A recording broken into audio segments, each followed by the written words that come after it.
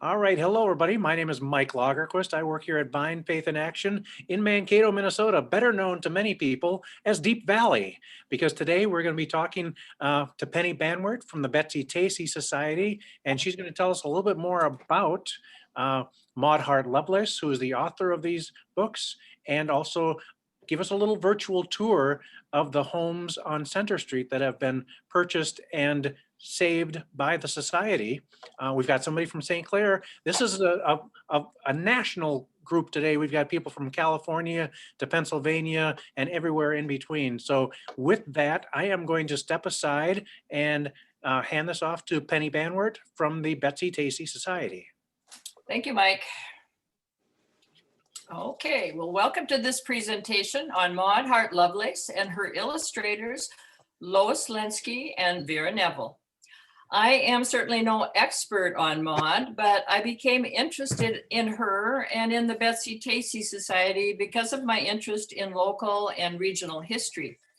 I've been a member of the society and a volunteer for about 18 years.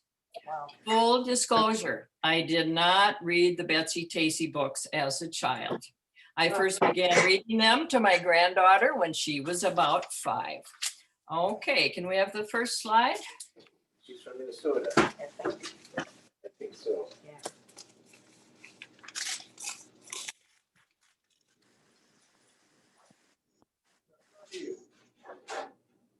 Turn it off. No. Okay, so let's begin. Maud Hart Lovelace illustrators were Lois Lenski and Vera Neville. Next.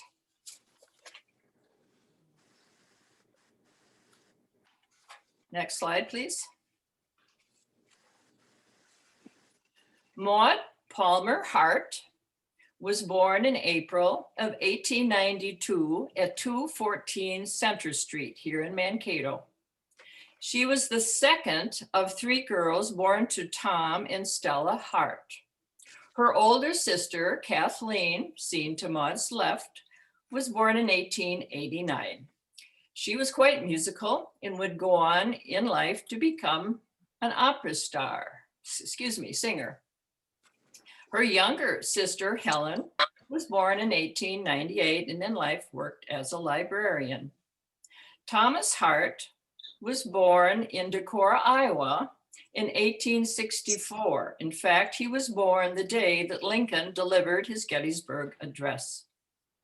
He came to Mankato, later married Stella, and with his father-in-law ran a shoe store down on Front Street, and then later he owned the shoe store. Stella Palmer was born 1866 in Indiana. She moved with her family to Winnebago, and she later met Tom through her brother Frank, who was Tom's roommate in Mankato. The couple was married on the shore of Madison Lake, and if you've read the books, that's Murmuring Lake. She was married on her grandparents' farm there in 1887. Next slide. Here we see the interior of the shoe store owned by Mr. Hart down on South Front Street. Oh, you need this. Next slide. I said you need that. In 1904, Tom ran successfully for the Blue Earth County treasurer position. His family then moved to a larger home on 5th Street to be near the courthouse. The area where the house was located, the lot, is actually where the new addition to our government building is today. In 1911, he lost re-election to that position, and so the family then moved on to Minneapolis, where he worked in the wholesale shoe business. Next slide. Mankato was only 40 years old. Here we see a view of the old Front Street. In 1892, the year Maud was born. The town site had been staked out in 1852 by Parsons Johnson and Henry Jackson and 2 other men. Maude, born in April 1892, loved hearing stories told by the settlers that were still in the neighborhood of the Silver War, of the Dakota conflict, of the grasshopper plague, of steamboats on the river, and so on. Next slide, please. By 1900, when Maude was 8, Mankato was listed in the census as having 15,000 inhabitants. Even as a young girl, Maude loved to write stories. At one time, she asked her mother how to spell going down the street.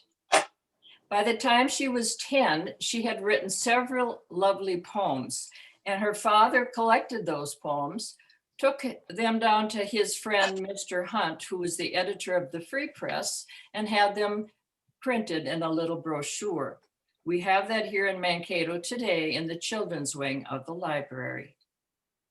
Next slide.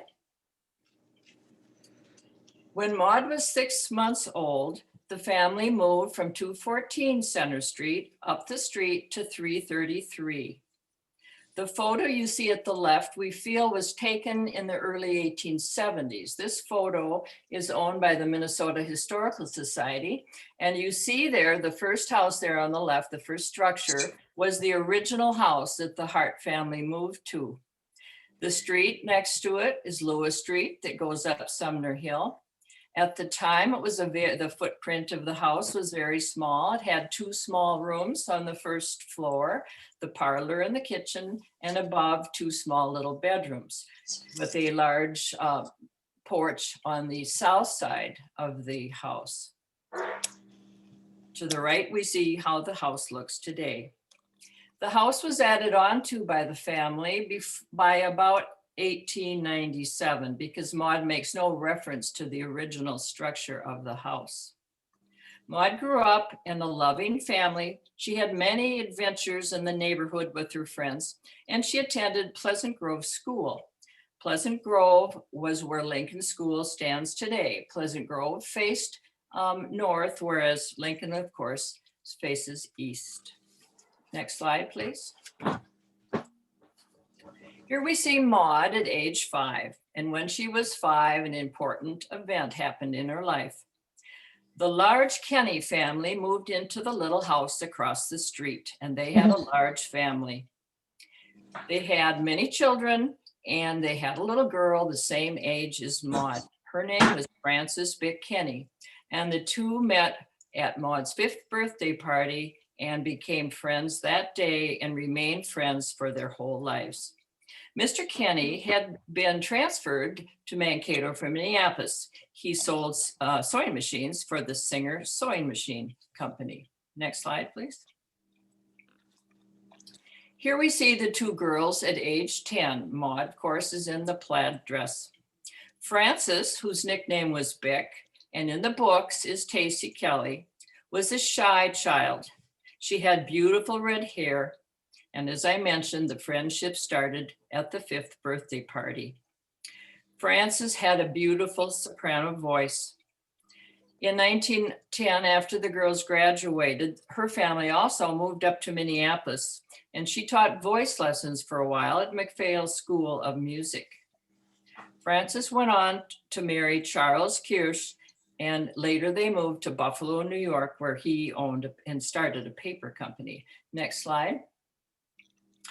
When Tacy went to Betsy's birthday party, she took her a little glass pitcher as a gift. We also own this picture here in Mankato today, and it is by that little pamphlet in a little cabinet in the children's wing of our library. Next slide. The 3rd girl of the Immortal Trio, as the 3 like to call themselves, was Marjorie Midge Gerlach. In the books, her name is Tib Mueller. She was the eldest child of a couple who lived at 503 Byron Street.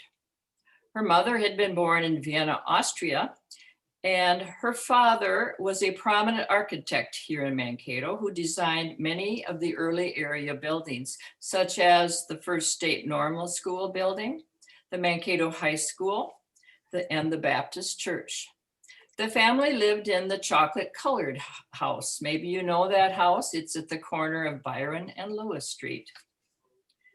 Midge was the smallest of the three friends. She was a little blonde girl who loved to dance, and she liked to sew like her mother, who was a very good seamstress. She grew up to also become a seamstress for a while, and she lived in Chicago.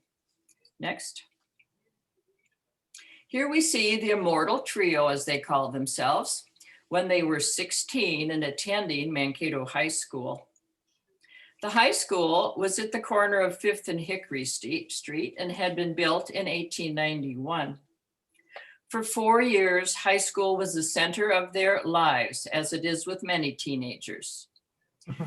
The year this photograph was taken, they formed a sorority for their circle of friends called the Octo Delta. They wrote a constitution and sent invitations to the 8 girls in their group of friends. The girls graduated high school here in Mankato in 1910. Next slide. Here we see that high school.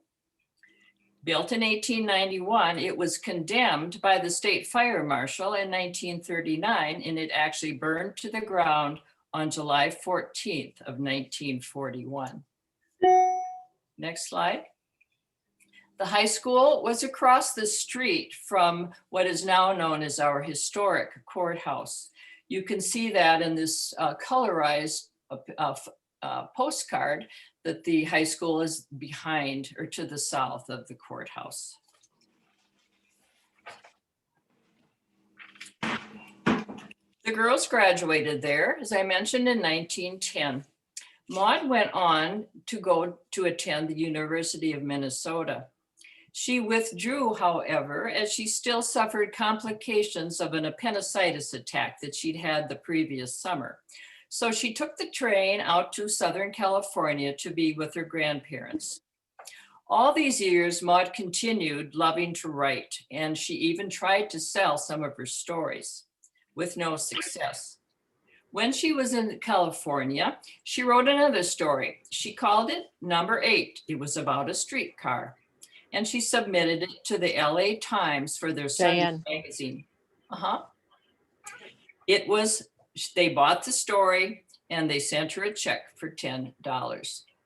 Maude felt better, so she took the train back to Minnesota, went back up to the University of Minnesota again, but again she withdrew, saying that it was simply not for her. Her father then bought her a ticket on a steamship to send her to Europe, where she spent 8.5 months having a grand time. During the time she was in Europe, she wrote very detailed letters back to her mother. And her mother kept those letters and later returned them to Maude. And she developed those letters into her book, Betsy and the Great World. The year was 1914, and Maude returned back to Minnesota before World War I broke out. Next slide, please. When she returned to Minneapolis, she took a job at the Minneapolis newspaper. The position had been held by the man we see here, who became her husband, Stella Lovelace. He was conscripted and was down at Fort Snelling preparing to ship out for World War I. The wife of the editor of the newspaper then knew him as well as now Maude, and felt that they would make a great couple. So she had a dinner party, introduced the two, and they were married in the same year. They married in 1917 on Thanksgiving Day. He shortly thereafter shipped out to World War I. He did return home safely in 1919. Next slide. After his return, the couple lived in this house in South Minneapolis, and at the same time, they had a little cottage out on Lake Minnetonka. While living in Minneapolis, Maude had a little boy. He was born 1925, but lived only a few hours, died, and was buried in Lakewood Cemetery. From Minneapolis, the couple moved out to New York. Their first home there was on Manhattan Island in a very small little apartment. And then they moved out to Garden City, New York, where they built a house. Dallas was also a writer. He was best known for the novelization of King Kong in 1932. He wrote many short stories, 2 biographies, and also co-wrote books with Maude. He was a newspaper man as well. After retiring from his newspaper work in 1952, he and Maude moved to Claremont, California, where they both continued to write. Lovelace died unexpectedly in January of 1967 in Claremont, and his ashes were scattered over the Pacific. Next slide. While they were living in New York City in 1931, the couple had a little daughter they named Marion. At the time, Lovelace was working for the New York Sun as city editor. Next slide. When Marion was about 6, as we see her here, her mother Maude began to tell her stories about Maude's childhood in Deep Valley, Minnesota, or Mankato. Lovelace overheard these stories and encouraged Maude to write them down. So in 1938, she started to write Betsy-Tacy, and it was published in 1940. In her research, she used old letters, diaries, photographs, and other mementos. She was then encouraged by both Lovelace and her fans to write more books, so she did, churning out a book just about every year. She went on to write 10 Betsy-Tacy books, 3 high school books, 3 Deep Valley books.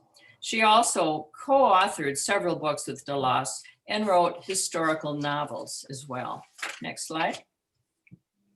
Here we see the very first book, Betsy-Tacy, with the first cover, the first jacket. Next. Maude received much acclaim for her second historical novel, Early Candlelight, which she wrote in 1929. It was an accurate historical fiction about Fort Snelling, which had been established in 1819. The main character of the book was modeled after Henry Hastings Sibley, the chief trader of the American Fur Company and the first governor of Minnesota. On September 27th of 1929, Maude was honored by the 3rd U.S. Infantry at Fort Snelling. She was the first American woman to receive a full military review. This photograph ran on the front page of the Minneapolis newspaper the next day. A little bit about their daughter, Marion. Marion lived in New York with her husband, Bert. She was a journalist and he was a writer. They had no children. After Maude's death, she worked closely with the Betsy-Tacy Society in order to campaign to get Maude's books reissued.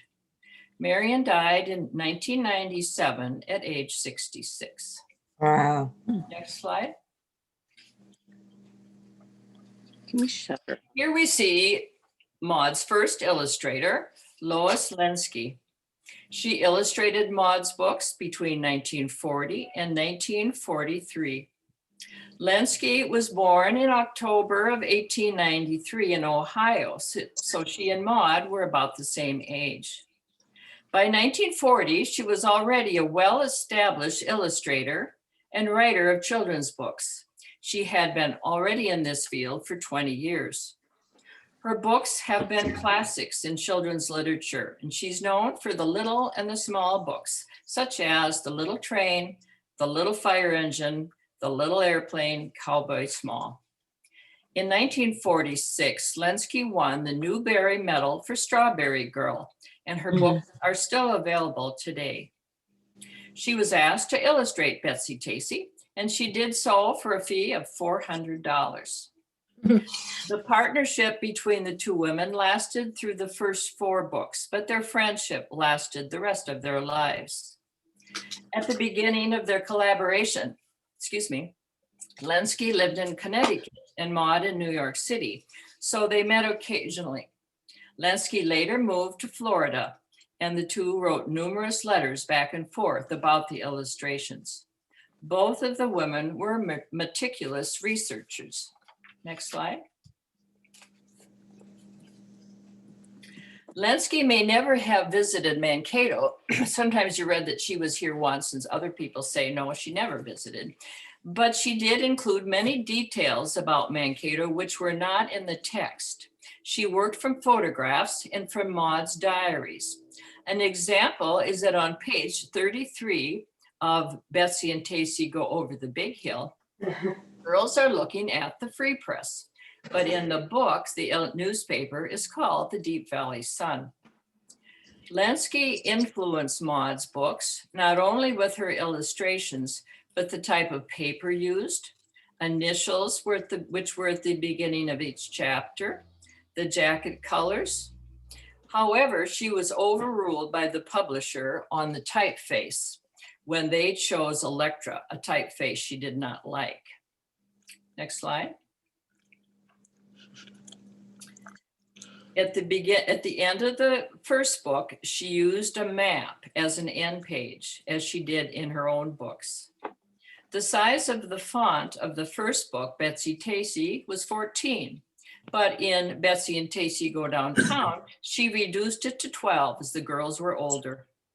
There was much collaboration on the Downtown book. Both Lenski and Maude strived to be accurate, both with physical and period details.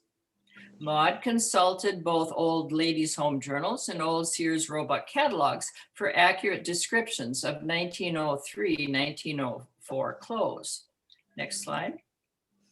In that book, the girls are 12 and Carnegie Library is brand new. It opened in 1903. Lenski includes 2 illustrations of the library. She was then living in Florida, and she sent Maude 30 rough draft illustrations for her approval. She asked Maude very specific questions, such as, what did Margaret's bobbed hairstyle look like? Where was the location of the tie on the sailor suit which was worn? What did a bobsled look like? Maude, in her letters, was always warm and complimentary to Lenski. She commented often of Lenski's accuracy in capturing her concepts with her simplified line drawings. Lenski then was not in good health, but Maude was nevertheless surprised when she declined to illustrate the high school books. It was the end of their collaboration, but their friendship continued. Lenski died in 1974 in Florida at 81 years of age. Next. She recommended to Maude the next illustrator, Vera Neville. There's not a lot known about this illustrator. She was born 1904 in Detroit, Michigan. She was educated in New York and studied at the Art Students League and under the American artists George Bridgman and Cecilia Bow. In 1928, Neville married artist William B. Haymaker. They lived in Greenwich Village. She began working in fashion illustration and in advertising art, and then gained employment as a children's book illustrator, and she also wrote children's books. She wrote and illustrated her first book, The Meddlesome Mouse. Neville was a gifted illustrator. Between 1931 and 1956, she illustrated 42 children's books. In 44, she was Lenski recommended to the publisher, at that time it was Thomas Y. Crowell, now known as HarperCollins, to hire her, and she was hired in 1945. She is best known for the high school books. Next slide.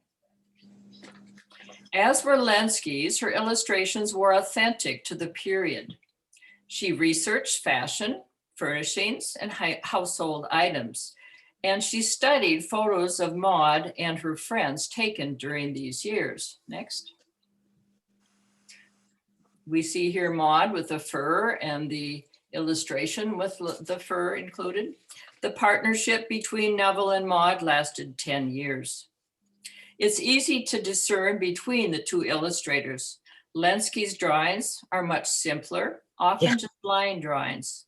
Neville, however, added a lot more detail. Her drawings were more ornate, often with heavy shading and much more flourish. Next. The friends come back to Mankato. The Immortal Trio returned to Mankato in 1961 for the celebration of Betsy-Tacy Days. Maude spoke to a large audience at Lincoln School, and she signed her books at the library. In 1977, the children's wing of the new library was dedicated to Maude, and her daughter Marion was in attendance. In 1980, the Maud Hart Lovelace mural by Marian Anderson was unveiled. And in 1989, the Betsy-Tacy Memorial Bench at the end of Center Street was dedicated. Midge, Gerlach, what happened to these women? Midge, Gerlach, Tib, we see here on the right, married a Mankato man, lived in Nebraska for a time. The couple later separated, and she moved to Chicago, where she was a dress designer and later owned a letter shop business. Midge Gerlach became ill with cancer and died in December of 1964 in Chicago.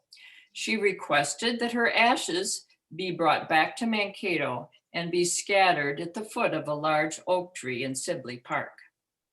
Frances Bick Kenney, or Tacy Kelly in the books, here to Maude's right, was married to Charles Kirsch in Minneapolis in 1920.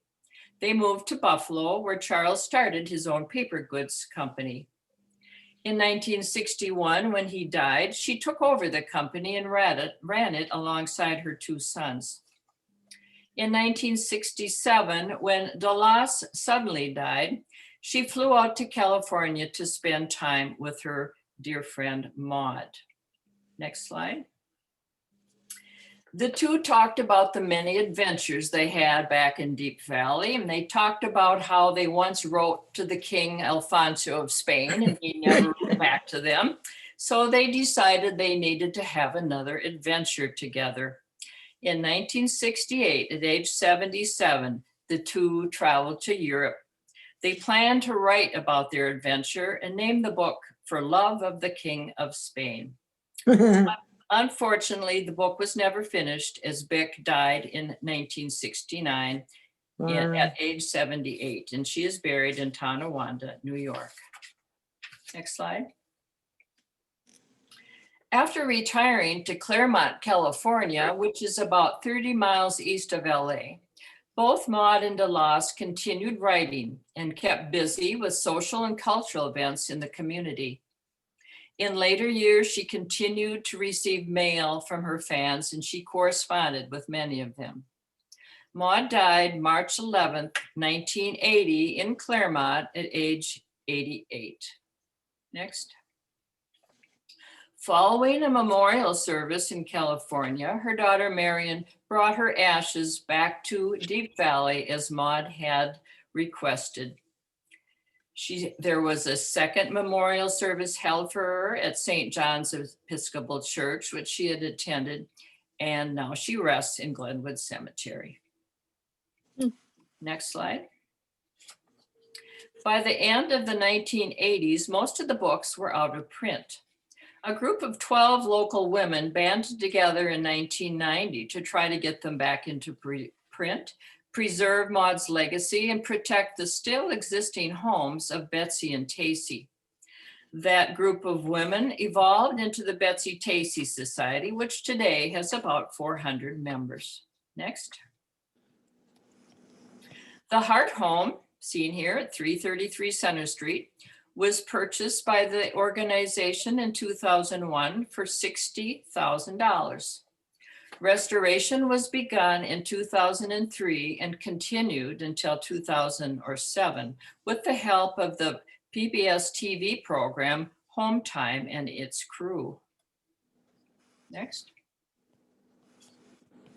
In 1995, the group purchased Tacy's house here at 332 Center Street and began restoration of the 1881 house. It now serves as an interpretive center, gift shop, and office, as well as storage space. Both houses are on the list of National Literary Landmarks. Next. During normal times, the Betsy and Tacy houses welcome guests on Saturdays from April through mid-December. Special weekday tours are also available. We've welcomed guests from all over the country as well as from other countries. Next. Throughout the season, the Society holds special events such as a Valentine's Day party, Maude's birthday party in April, and the Victorian Christmas, which was held on 2 weekends in December. Activities are often offered for children, and reenactors are often present. Here we see reenactors for Betsy-Tacy and Tib, and many girls have filled these roles for events over the past years. Let's take now a peek into Betsy's house. Next slide. Our guests enter Betsy's house from Lewis Street through the kitchen. Next. The kitchen we see here, of course, had no electricity, no running water, no plumbing, no natural gas. And so the house has a very small little cook stove on this wall. And on the other side of the room, there is a small ice box. Of course, there were no refrigerators at the time, and also a dry sink. Let's see,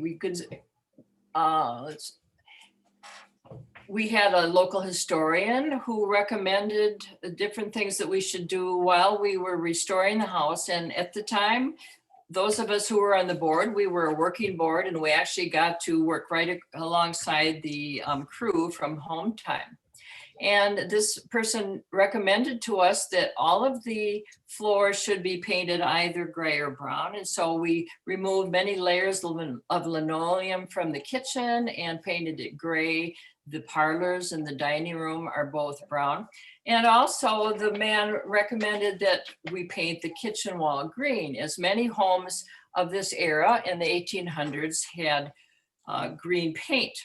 And one reason they did this, they painted it green, because they discovered that when the flies came in and the flies landed on the paint, pretty soon the flies dropped to the floor dead. And it was because, and I learned this originally from Susan Hines, who is with us today, the green paint, which was called Scheele's green, was a pigment that contained copper arsenic. And so it was used throughout the 1800s until finally it was discovered by an English physician that this was poisonous, it was toxic. And so they replaced the arsenic with copper carbonate. Next slide, please. Here we see the dining room, and this is where the friendship began, because the children at the birthday party were gathered around such a table as we see here. The curio cabinet in the back, which Maude had when she lived out in New York, is where she kept all of the books that she had published. On the slide to the right, we can see the view of the dining room from the back parlor. The back parlor was originally the kitchen in the home, as the original home had only 2 small rooms. This was the kitchen, and then the front parlor was the parlor in the home. And where you see the little parlor stove is where a small cook stove was, and it was vented up at the top of that wall. Next slide, please. The front parlor is where the mother would entertain her guests in the afternoon. She'd often sit there. It was often customary that women in the late afternoon would put on their better dress and sit and do their needlework and wait for company to call. The mother played piano, as well as Kathleen. Both girls, and Maude also took piano lessons, but Kathleen was the one who was talented, and she went on to study music in Europe. Next slide. Here's the back parlor, which was originally the kitchen. And this is where the family would congregate in the evening. We have a few pieces from the estate of Marion Kirchner, Maude's daughter. We don't have a lot of pieces, but the footstool that you see there and the chair were Tom's, it was his chair and his footstool. The chair he had received as a gift from a lodge that he had belonged to. And behind the back parlor, next slide, was the parents' bedroom. This little room was added on after Helen was born. It's a small little bedroom and it has this dark chocolate colored wallpaper. When we when we were all working on the restoration and taking down the walls, we were very careful to save any little snippets of wallpaper that we could find. And then we later purchased replica paper to have placed in the rooms. And this room did indeed have a little a brown wallpaper. Next slide. As you go upstairs, like in many of the older homes, you had to pass through one bedroom to get to the next bedroom. And the first little room was always occupied by the hired girl. The family over the years had many different hired girls. Next slide. The girls' bedroom is on the front side of the house and facing west. And the little bed was shared by the older two girls, and then later Helen would move upstairs as well. And when you look through this, the view of their window, especially in the winter, you can see far to the west. You can see all the way to Sibley Park, and you can see how we do indeed live in a deep valley here in Mankato. When the girls were small, there is a maple tree in the front of the yard that was planted by Maud's father. It's quite large now, but at the time it was small. And in the morning, the two little girls would wave to each other in the morning when they got up. Next slide. Here we see sunset at Tacy's house. And again, as I mentioned, this house is the interpretive center. And if you're able to visit us when we open up again, this is where you come to purchase your ticket. Next slide. Here we see a list of Maud's many books that she wrote. She was quite a prolific author. Her first book was written back in 1926, and she wrote through 1966 when she wrote the children's book, The Valentine Box. Next. The Immortal Trio did not, of course, live forever, but their immortal friendship lives on today through Maud's books. Next slide. If you are interested in more information about the houses or about the Betsy-Tacy Society, you can take a look at the webpage that the Betsy-Tacy Society maintains. They also have a Facebook page, and there are also many items on YouTube, including in October 2020, 14 community members read a chapter each and taped this of the first book, the Betsy-Tacy book. It's the Betsy-Tacy reading series if you want to look for it on YouTube. And with that, I'm going to end my presentation by reading a short poem written by Maude about Mankato. And she says, I want to write a line about my native place, for not a spot is dear upon the world's wide face. In summer, soft green meadows dotted here and there with flowers, bright, sparkling, and drooping with the summer showers. And gazing far beyond you are the hills and bluffs so high, whose dark and jagged peaks are reaching to the sky.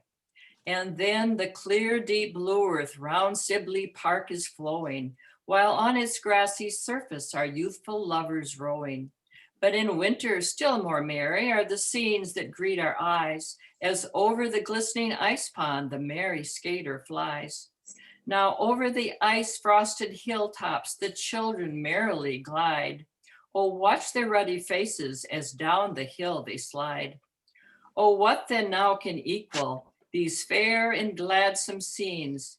Mankato thrice can equal the land of kings and queens. Written by Maud Palmer Hart, age 10. That concludes my presentation. All right. Does anybody have any questions for Penny? Feel free to unmute yourself. And Anyone? was the trunk that you showed in that bedroom the trunk that is Betsy's trunk? No, it wasn't the original. It's just, we hope it looks a lot like the original trunk did. She pushed that up in front of the window, and that was one of her favorite places to write, as was the tree in the side yard. She liked to climb up there when she was just a real little girl and write in the crotch of the tree.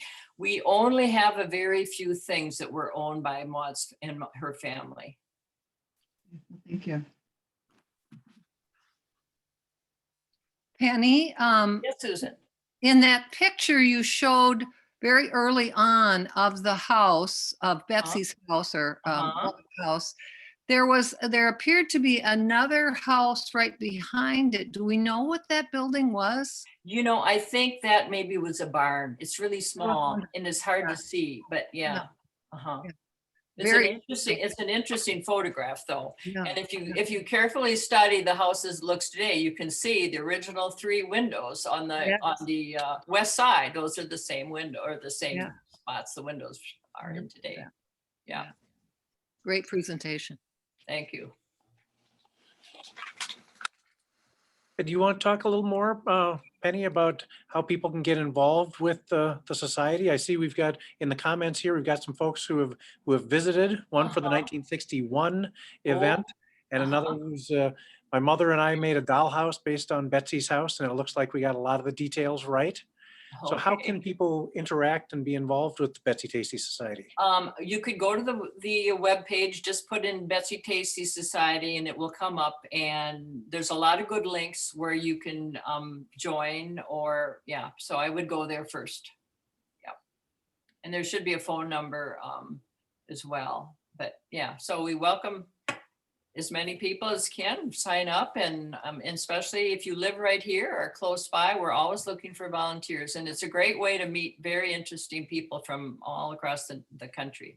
What I do now, I mainly as a volunteer, I like to do the special tours in the summer, and people are so grateful when you open up for them, and we get so many people passing through this area. As I mentioned to Mike earlier, we get a lot of people who are on the Laura Ingalls Wilder Trek, and they stop in Mankato on their way out to De Smet. And a lot of people too who might be, I gave a tour once to a woman, her husband was at a conference at Gustavus, and she was from New York and arranged for a tour. And I even got an invitation for lunch if I ever get out to New York City.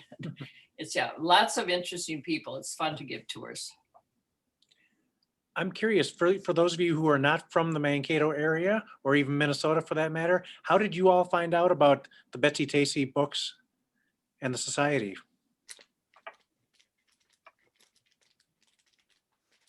Anybody? Bueller? Everybody's quiet. Yep. Well, I'm glad I you. can tell you. Oh, please. Penny and I were German teachers. I in Iowa City and she in Mankato. And we combined our bus full of German students going to Austria and Germany. And on one of those early trips, she told me about them. And I had no idea, but I've become a real fan since then. Dankeschön, Penny.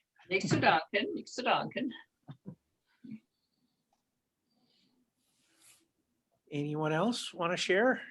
Well, I grew up in Mankato, Mike, as you were aware. Yep. This is Patty. So I got my introduction when I was in elementary school. But it amazes me to this date that there's still a lot of people that don't know about Maud Hart Lovelace, especially women my age or younger who don't know her or didn't read her. And even So I schooled them. Mhm. My mom had read the books, and so she passed what she had down to me and then bought me the others. Oh, nice. And I see we're getting some others in the chat room. One's a childhood fan, grew up in the Chicago area and didn't know that Deep Valley was Mankato until I was an adult. She'd like to talk? Certainly, Lori. Yeah, I was a librarian in a previous career. And my first trip to Mankato was about 1989, maybe. And I came to a library conference. And I went to this thing because there was going to be a tour of Betsy-Tacy things. And so I sat through 4 hours of new cataloging rules for this. And I was so disappointed that we took the bus around and they're like, well, that's where that used to be. And that's where that used to be, but it was torn down. And that's what, so I'm so happy that now that the houses are there. And thank you so much to the to the society. I've made so many good friends online and everything because of the book. So thank You'll you. have to come back. You have to come back. A I lot of will, the yes, we'll things definitely be yes, back. I've yeah. been there many times Yeah. now. And Thanks. hopefully we will be able to reopen at least by early summer. Yeah. The pandemic has been difficult Oh, no for kidding. everybody. Yeah. That's right. So Yeah. thank you, And- everybody. When I went out to Minneapolis with my son, maybe 3 or 4 years ago, something like that, he humored me and drove out from Minneapolis with me and allowed me to spend all the time I wanted, including sitting on what is not really the bench, but is the bench. And, you know, I was really grateful to him for letting me do that. Wonderful. So he says, I found my first Betsy book at my library in Texas around 1989 when I was about 8. Another said, my godmother gave me a bag of books when I was about 8, including Betsy-Tacy. I attended the presentation at the Chicago Historical Society in early 90s, and that was the first time I heard of the Betsy-Tacy Society. I would think that when people have been at home without being able to get out, they've done more exploring and perhaps found you folks at the Betsy-Tacy Society as they've been Googling Maud Hart Lovelace or other things. I think that's true. And we've been trying to do things virtually. Like I mentioned, community members taped, each taped a chapter of the first book, and that's on YouTube. And also a couple of our new board members have last summer, they had a lot of fun doing a Facebook Live virtual tour of the neighborhood. And they hope to do another one and maybe a cemetery tour of Glenwood come spring. So they did a great job with that. And I think you can maybe find that someplace on Facebook. All right. Anyone else? All right. Well, thank you, Penny. This has been wonderful. Like I say, even for a guy who's spent most of his life here in Mankato, it's always great to learn more about what our city has to offer and what we've already shared with the world through these 3 young ladies and Maud Hart Lovelace. So thank you everyone for coming today. We certainly appreciate it. And we hope that you have a great rest of your day and make it Betsy-Tacy full. Come and visit us when you can. Thank you. Thank you for Thank you. attending.